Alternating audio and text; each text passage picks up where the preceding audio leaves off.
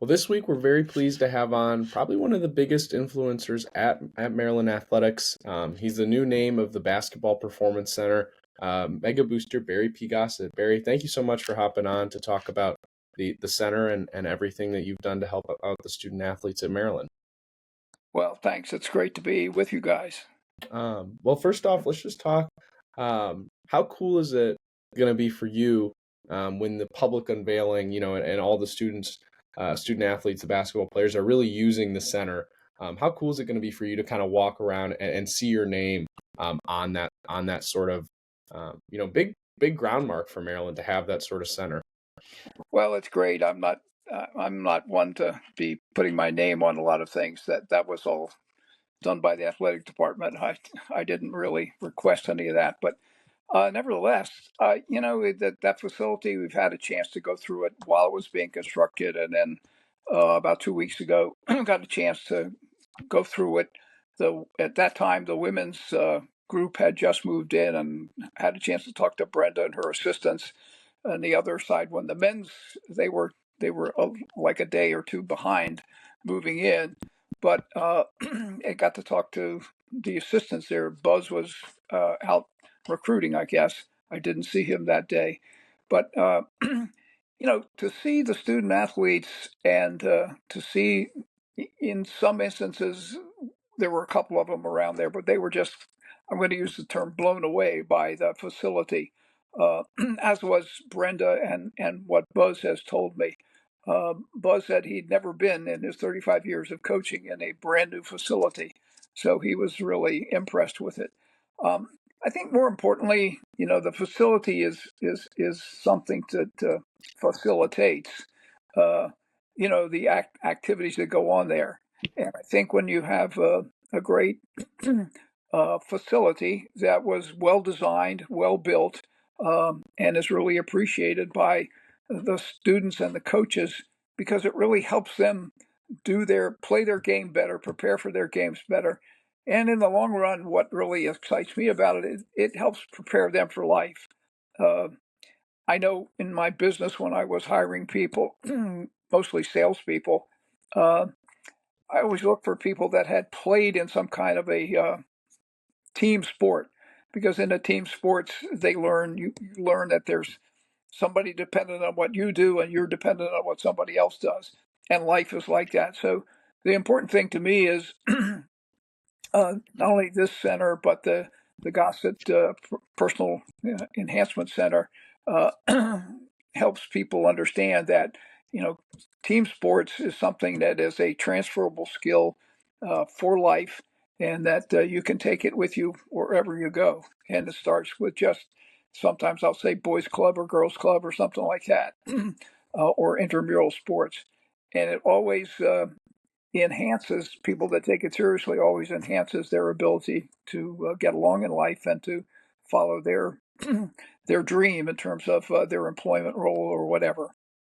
Hey Barry, thanks for joining us today. Obviously, the name of the game in college athletics right now, for a lot of it, is NIL and how much money a school can offer a player, a team.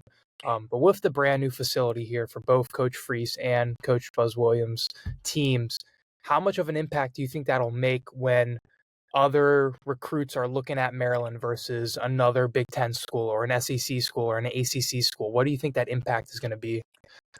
Well, based on what what they tell me, I mean, the coaches, I listen to them, that uh, the the the prospective students, the prospective players, are really very impressed to have something that recognizes them.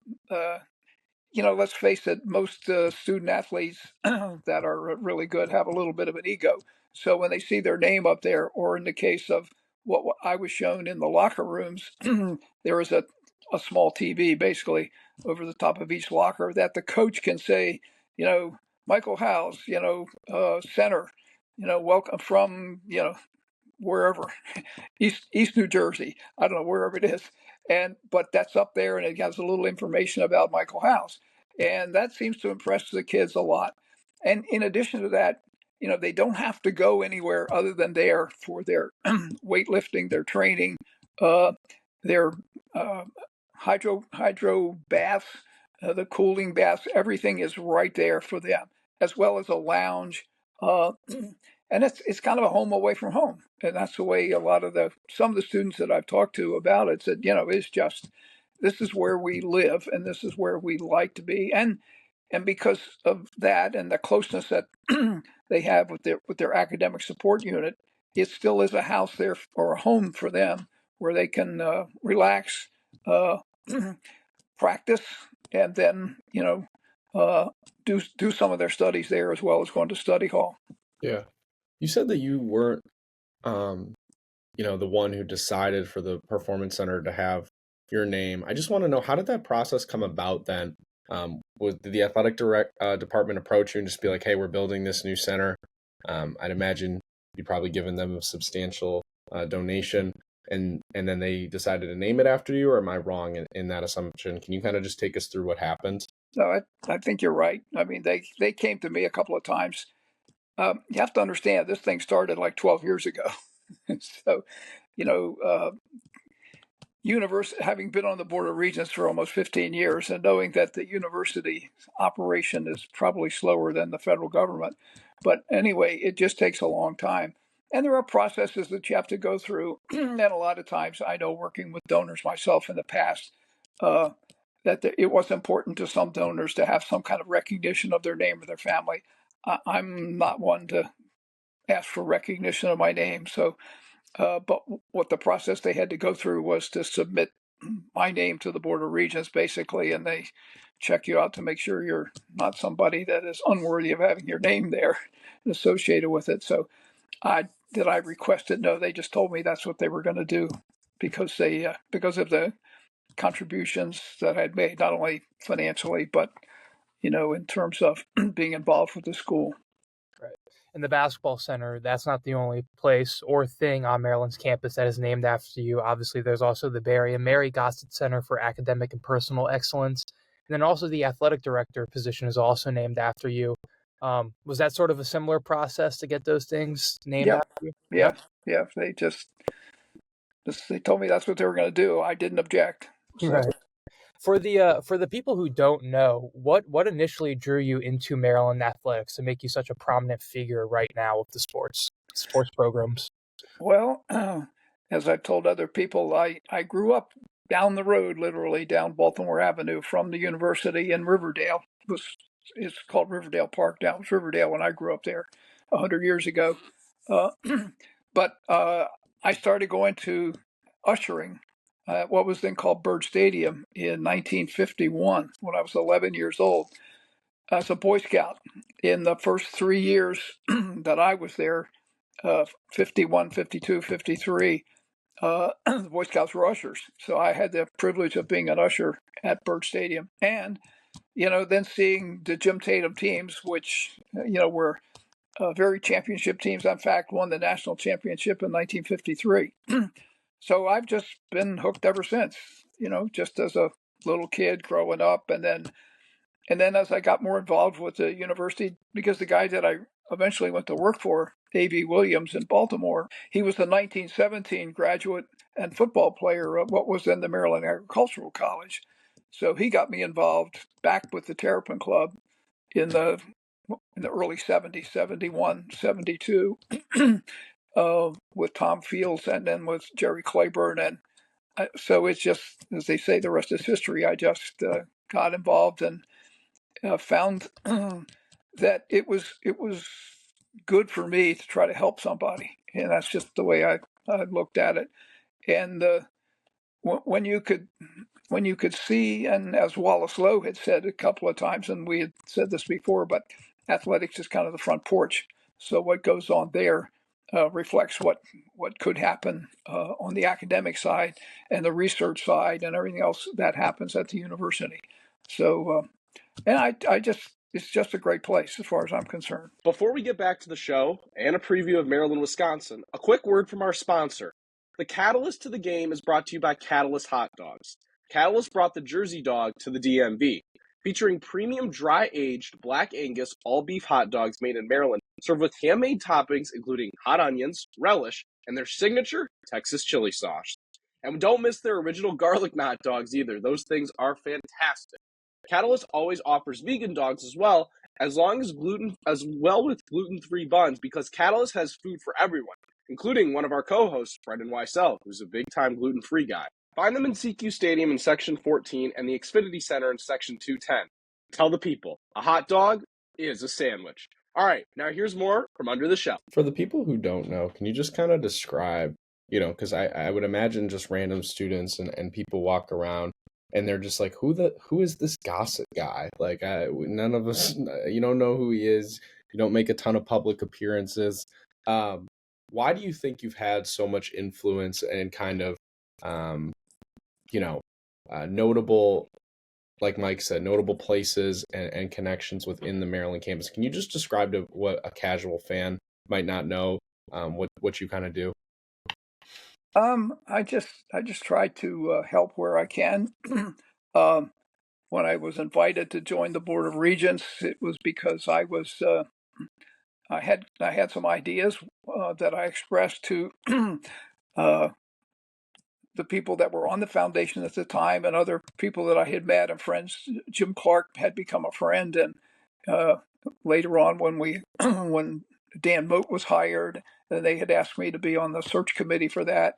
So it was just this kind of mutual respect, I guess, I had for a lot of people, and perhaps they had for me. And then they asked me to serve on a number of committees, onto Dan's, I call it kitchen cabinet, build relationships with people. That's what I liked to do, and try to see that, using my business background. I'm a CPA by profession, so I was in that role for 7 years before I went to work for Mr. Williams in Baltimore, and then just continuing for 33 years in Baltimore, building relationships with customers, and building the company so it became a nationwide company.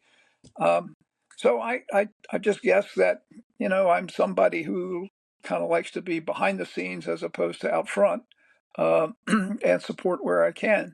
Uh, there's enough credit to go around when you're successful, and I don't look for credit a lot of times. I look for results, and look for smiling faces on student athletes that accomplish what they want, but more importantly, accomplish what they want after they graduate and after their athletic careers. Um, it's more important. I know one lady basketball player who I talked with a number of times, and she kept saying she wanted to go to medical school. So I introduced her to the then president of the University of Maryland, Baltimore, who also happened to be a pediatrician, what she wanted to be. So that kind of connection, and she ended up going to the University of Maryland, Baltimore, and she's now a pediatrician working in the Midwest. So I don't hear from her that often, but it's always a good time to hear from people like that, and that's just one example of success stories that people have enjoyed as a result of their time at Maryland and their education they received there, the education on the court or on the field as well as in the classroom. I mentioned it a little bit earlier right now, but the landscape of college sports right now is always evolving. There's been a lot of changes in recent years. The same kind of goes for Maryland athletics right now. There's a new athletic director in with Jim Smith, sort of the unconventional athletic director hire that Maryland had made this past year. When you're looking at the future of Maryland athletics in the next 5 to 10 years, kind of where do you want to see them headed, and what's your vision that you hope to see happen? Well, I work with a lot of athletic directors, I guess, starting with Debbie Yao, and worked with a number of them, Kevin Anderson and Damon. And Damon and I became good friends, but it was time for a change, so to speak. So, and things were happening with the men's basketball program at the time. So when he left, and I talked to Dr. Pines about the type of person that we wanted to find, and he and I were on the same page. He was leading it a lot more than I was, that we needed a non-conventional athletic director simply because of what you said, the way college athletics was changing from, trying to let NIL, meaning let somebody, as I always described it, have a summer job in athletics. They could go to Bentley's or they could go to the car dealer and sign autographs or whatever. And then it morphed into pay for play with no sheriff in town. Uh, and in order to compete, uh, we had to have somebody who had a different vision than just sort of the typical athletic director of hire good coaches and so forth and so on. And I think that Jim Smith is really a wonderful individual, a wonderful human being, and somebody that everybody can really look up to once you get to know him, and we've become fairly close in a short period of time, talking a lot. So my vision is it's somewhat the same as his because while I don't like to use the term farm team or minor league or what have you when they get paid, but I still think the college athletic scene, even though NIL has tainted it to some degree, to me, in my opinion, it still is a place where people get an education first, and even if they get paid, and there's a lot of legal things going on about whether employees or not employees, but you know, they get paid, but they have to be enrolled in school and they have to be a full-time student. So they have to take that seriously, and if they want to continue to play. Now, there's always ways to get around some of those things, and some people do that just to use the system. Understand that, but we try to limit that where we can. So the vision that I would have, and I would think I share it with a lot of people, is that we have sort of a regulations now, and I hate government regulations, but this is what we need to do because if there are certain, I mean, the professional teams have salary caps, so it's almost the same way that you have to be fair with people. Why should one person get $50 and one person get $5,000 for somewhat doing the same thing, unless there is that much of a difference in their ability to do something? Uh, we tend to say, okay, every right tackle should get paid $100 or something like that, and that's not the case when you look at the ability of somebody who is quote a right tackle. Uh, so I really think going forward, um, there has to be some balance and some um regulations that you have to follow in terms of rewarding student athletes for the things they've done, not the things they're going to do. And I think that's what it'll evolve in. And then with that, we've always had issues with raising money with Maryland. This has really bugged me a long time. Every time I invite people to a ball game, the first thing they would ask me is who they're playing. I say, and if they were playing, our opponent this week, they would say, well, maybe not. But if we were playing USC, oh yeah, I'll come because they want to look at the other team. I mean, I remember when Alabama came, and we had, I don't know, 60,000 people with temporary stands at Burt Stadium, and we've had some big turnouts with Penn State. So, and they're saying, it's just Maryland. Oh, well, why? They say, why Maryland? Well, why not Maryland? Why can't we be, and we should be, in the top half of the Big Ten? We're as good as any of those people. I believe that. I think Jim believes that. I think Daryl believes that. Now we just have to put this into action and sell that. And I think we've got a target-rich environment of things that are happening at the university, not only with athletics, but with all of the schools and colleges and research that's going on there. My time on the Regents, I got to know most of the deans there. And I look at Dr. Pines and our provost, Jennifer Rice, and I think, they are the right people to lead the institution and can get the support from the athletic department to really make sure that the front porch really leads to a great inside where we have a wonderful university that is nationally ranked in many areas, and I think that's the vision that they've got to elevate that university and the athletic department uh, by getting more people in the stands, more support from the business community, more support from other individuals can help increase the university's presence to what it really should be in the national scene. Last question I have for you, Barry, is Maryland's, you talked about fundraising. Maryland's revenue is near the bottom of the Big Ten. Yep. Obviously, Buzz Williams just got paid. Mike Loxley is under contract, and his buyout would be pretty substantial if something were to happen there. I guess I just want to know from a financial perspective, knowing other boosters and talking kind of around the university, what do you feel like the overall health of the financial status of the athletic department is, and what is your kind of number one way to really rectify the kind of bottom of the barrel that Maryland currently sits at? Well, I think it'll take some time to get us up to the middle and then toward the top of the Big Ten in terms of fundraising. And of course, it always depends on a lot of the winning combinations, winning games, and so forth. So, I think as the Green Bay Packer Vince Lombardi coach said, at one time, winning isn't the only thing. Then somebody said isn't everything. It's the only thing. I think in my estimation of that, being able to win or being competitive, and when you go to a game, you expect Maryland, whatever team is, that they'll be competitive enough that they can win the game. That's, I think, when we get to that point, then you'll garner more support from not only loyal alumni, loyal friends, but you'll be able to get the business community and some national recognition. So you get some support from people because everybody likes to support a winner. Nobody likes to support people who are down and out to some degree, because most people that are down and out don't want to help themselves. We want to help ourselves. We want to make sure Maryland puts the best product not only academically in the world but on the field. And so that's going to take some time, and it's going to take some salesmanship.